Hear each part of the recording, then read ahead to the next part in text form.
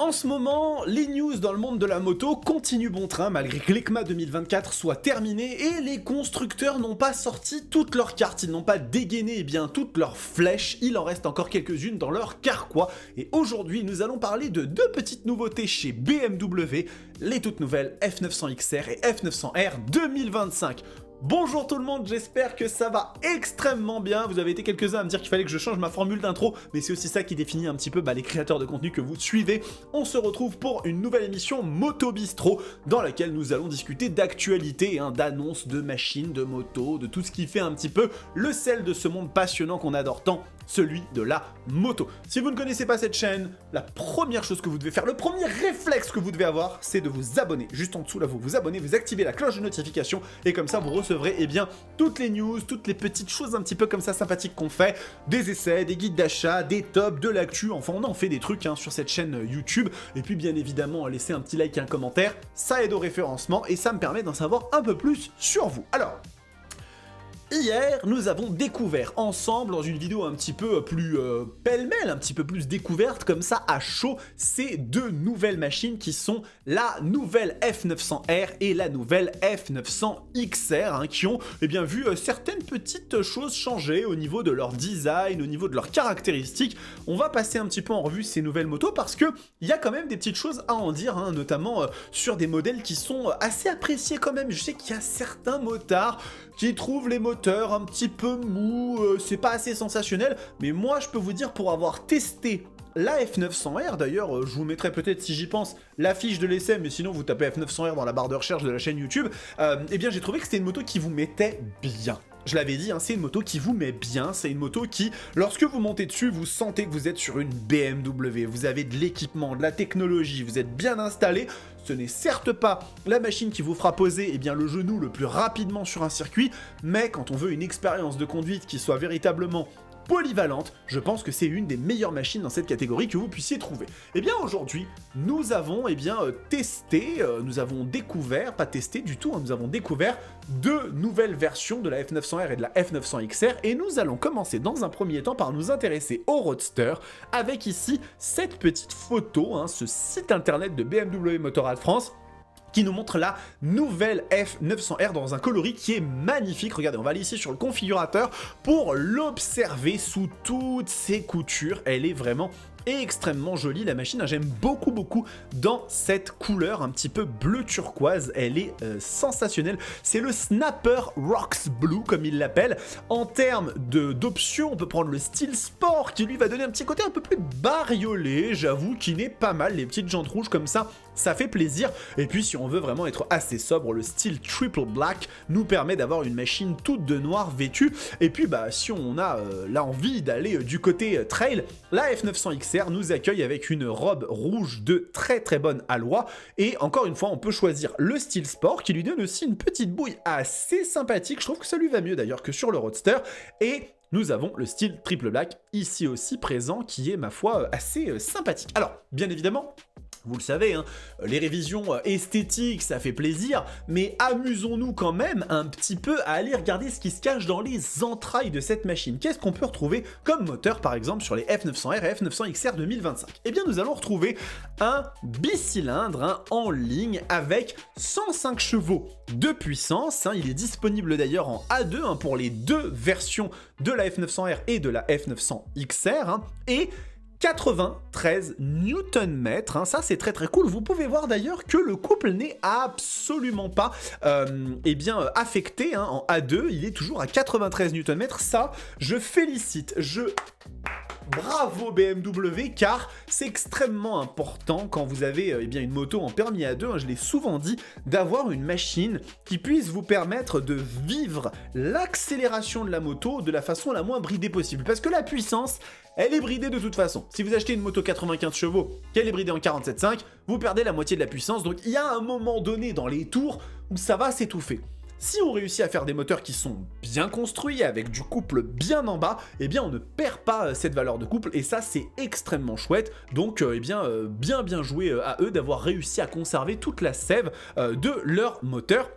On est ici hein, sur la F900XR, la fiche technique de la F900XR, où les choses ne changent pas véritablement. Alors si on va du côté maintenant du Jazzy, hein, le Jazzy qui est un cadre poutre tubulaire en acier de conception bouclier, hein, donc vous voyez, hein, on est ici vraiment sur un petit treillis, on ne le devine pas trop, hein, les petites plaques de carénage le cachent bien, mais il se devine ici, hein, ce treillis tubulaire acier, donc bien évidemment, hein, qui dit treillis tubulaire en acier dit une moto qui ne va pas non plus avoir une agilité de dingue malade, c'est quelque chose qui est tout à fait attendu et normal sur une moto comme celle-là, on ne va pas en être surpris. On va quand même aller regarder rapidement du côté, eh bien, du poids, puisque la F900R fait 208 kg tout plein fait, ce qui n'est à mon sens pas non plus trop élevé. Je trouve que ça c'est très respectable, même s'il y a bien évidemment des motos bien plus légères, hein, on le sait, chez Honda, chez Suzuki, parce que moi je vais plutôt me référer, là dans ce cas de figure, pour moi la F900R, elle est concurrente plutôt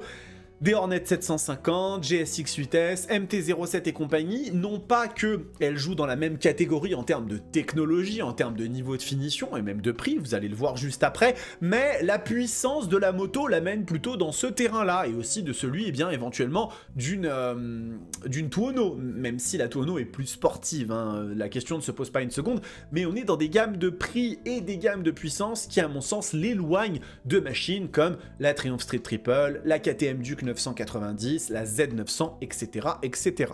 Donc, continuons un petit peu à regarder les caractéristiques donc de poids et de réservoir, puisque la F900R ne fait que 13 litres de réservoir, ce qui est quand même très peu, hein, si on s'amuse à aller regarder un petit peu les données qui sont affichées en termes de consommation. Le WMTC nous donne 4,2 litres hein, chez BMW Motorrad France. Bon, je ne sais pas si ça va vraiment être le cas. Hein. Quand même un gros moteur, ou alors il faudrait vraiment qu'ils aient fait un travail exceptionnel. Et du côté eh bien, de la F900XR, nous avons 8 kg de plus que la F900R. Hein. Elle est à 216 kg.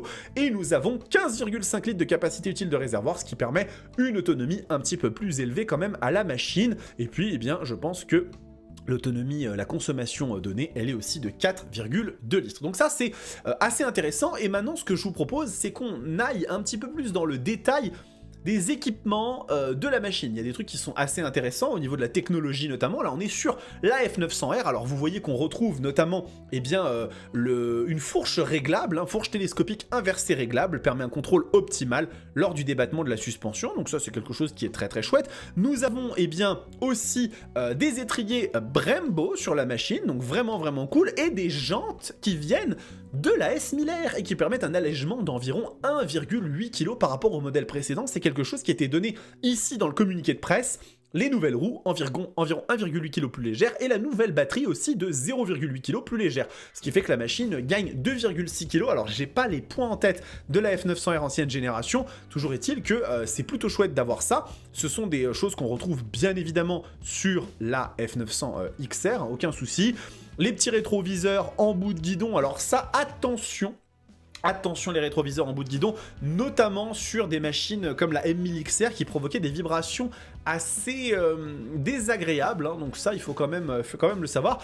Toujours est-il que ça fait partie des équipements qui sont intéressants sur la machine, et maintenant ce que je vous propose, c'est qu'on aille regarder un petit peu de quoi elle est pourvue en termes de technologie, hein, cette F900R et la F900XR aussi. Donc si on va sur le site de BMW Motorrad, on apprend que on a bien évidemment l'écran TFT Couleur Connectivity, on a eh bien l'ASC, hein, qui est un système de contrôle de traction, ni plus ni moins, les modes de conduite Rain, Road et Dynamique, ainsi que des leviers de frein et d'embrayage réglables. Bon, tout ça c'est intéressant. ABS Pro. Si on va un petit peu du côté du configurateur et qu'on va dans les options, vous voyez que le pack dynamique nous permet d'avoir accès aux modes de pilotage pro, les fameux modes de pilotage pro qui n'existent plus sur les S1000RR, hein, ils sont tout intégrés. Donc on a eh bien, on a des réglages pour pas mal de choses avec les modes Rain, Road, Dynamique et Dynamique Pro, bien évidemment, le contrôle dynamique de traction DTC, hein.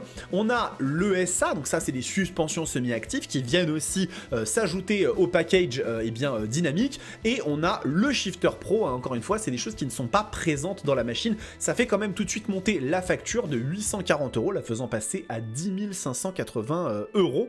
Et si on regarde eh bien, du côté du du pack confort, nous avons les poignées chauffantes, le régulateur de vitesse et le keyless ride, hein, démarrage sans clé, très sympa aussi, ça fait quand même monter la facture à 11 170 €. Si on regarde du côté de la F900 XR et qu'on va voir un petit peu de quels équipements de série elle est pourvue, elle a en plus de tout ça un Headlight Pro, un phare de virage adaptatif inclus, plutôt chouette. On a les modes de conduite, encore une fois bien évidemment, ABS Pro et des poignées chauffantes. Eh bien oui, la petite F900 XR, le petit trail un petit peu dynamique, on a des poignées chauffantes sur la machine, ce qui est quand même plutôt cool. Et si on va regarder encore une fois du côté du pack dynamique et du pack confort, on va retrouver les mêmes éléments, les modes de pilotage pro, le shifter et les suspensions semi-actives.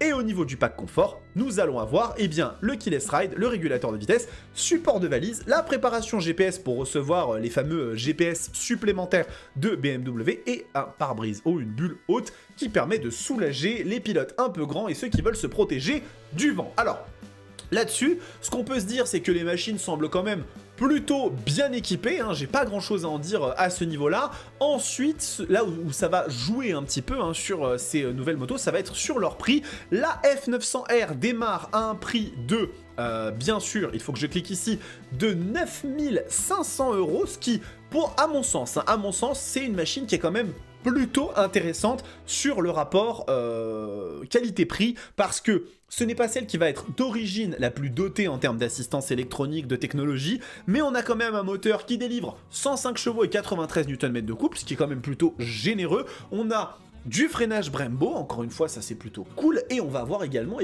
un petit écran connectivity qui est le meilleur de l'industrie. Rien que ça vaut quand même assez cher, avec des modes de conduite déjà disponibles, on a des petites choses qui sont sympathiques, et si vous voulez rajouter, on peut monter jusqu'à, comme vous l'avez vu, 11 700 et quelques €. Si on part du côté de la F900 XR, elle commence à 12 200 €, donc un petit peu plus cher quand même, mais on l'a vu avec des équipements un peu plus complets, le carénage ça va de soi, le virage, pas le virage du tout, le phare adaptatif qui éclaire en virage, excusez-moi, et nous avons les poignées chauffantes. Et bien évidemment, si on essaye d'aller remplir un petit peu la valoche, on se retrouve avec du coup 14 125 €. Alors, il y a une finition pro qui existe aussi sur la machine, qui permet d'avoir accès à des petites choses en plus, comme une alarme anti-vol, comme le capteur de pression des pneus. Si vraiment on a envie de se faire tout à fait plaisir, on peut rajouter cette finition pro et on arrive à un tarif final de 14 815 €, ce qui fait quand même que la machine